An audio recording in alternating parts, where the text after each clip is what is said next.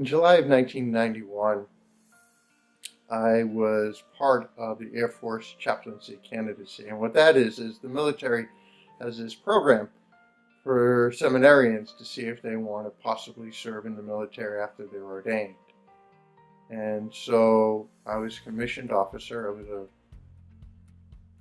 second lieutenant. And in July, I was stationed at Lowry Air Force Base. And Lowry was one of those places that airmen went to right after basic training to get the training for the particular specialty, job, whatever it was that they were going to be doing for the Air Force.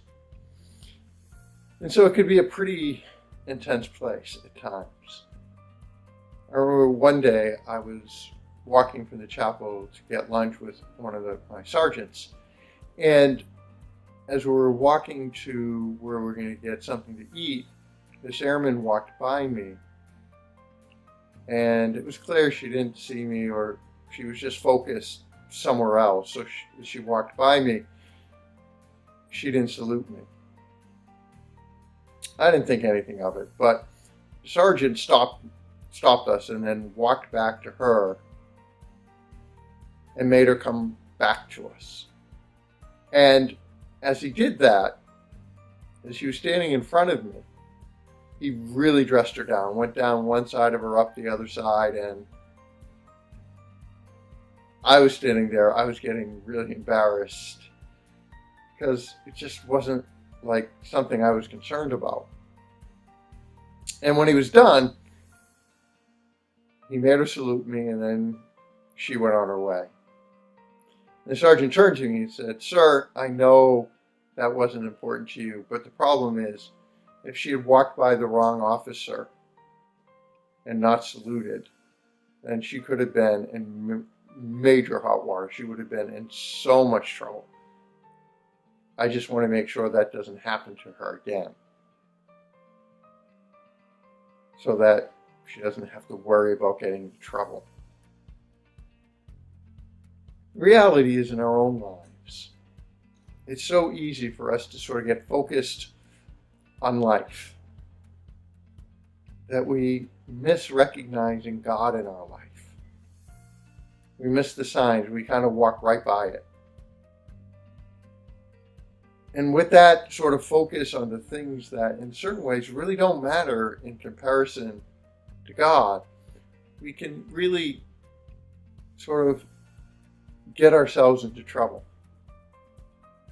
We can really sort of start missing the boat. And God will try to get our attention. Unfortunately, he won't be like the sergeant. He's not going to give us a major dressing down. He's not going to go up one side and down the other. God will try to get our attention, though.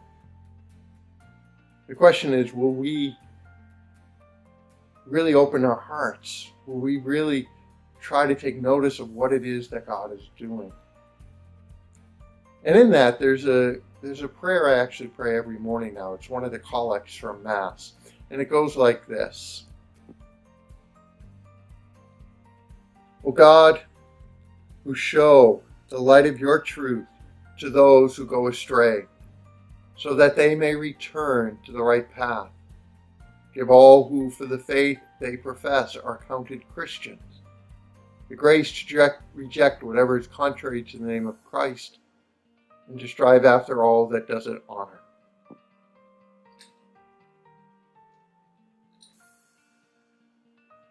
As we hear that prayer, it reminds us, number one, that when we lose our focus on God, essentially what we're doing is we're going astray. We're not focusing on what really matters in life. But it also reminds us, as we call out to the Lord to help us to live our life the way we should, that he will show us the light of truth, that he will help us to return to the right path, that he will help us to live that life where we come to truly strive after all that honors Christ, And that's ultimately what our life is supposed to be about.